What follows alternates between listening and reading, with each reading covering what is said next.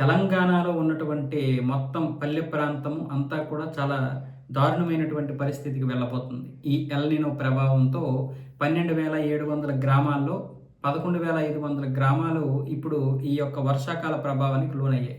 ఇందులో అత్యంత ప్రతికూల ప్రభావంతో అత్యంత దారుణమైనటువంటి పరిస్థితుల్లో 900 గ్రామాలున్నాయి. అలాగే 8,000 గ్రామాలు తీవ్రమైనటువంటి స్థాయిలో ఉంటే, మిగతా 3,000 గ్రామాలు కొంచెం స్వల్పంగా తీవ్రానికైతే గురవుతున్నాయి. సో, ఏ విధంగా చూసినా సరే ఒక 1000 గ్రామాలను మినహాయిస్తే 11,500 గ్రామాలు 11,000 గ్రామాల వరకు తీవ్రంగా ప్రభావమైనటువంటి పరిస్థితి.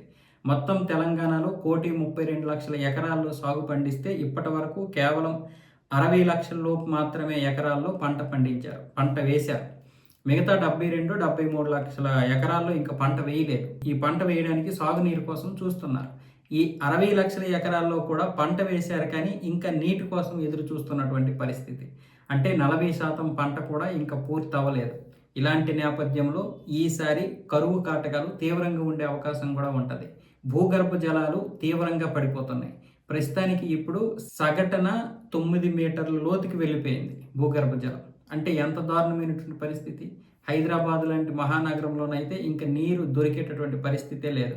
మంజీరా నీరు మీద మాత్రమే అందరూ ఆధారపడుతున్నటువంటి పరిస్థితులు.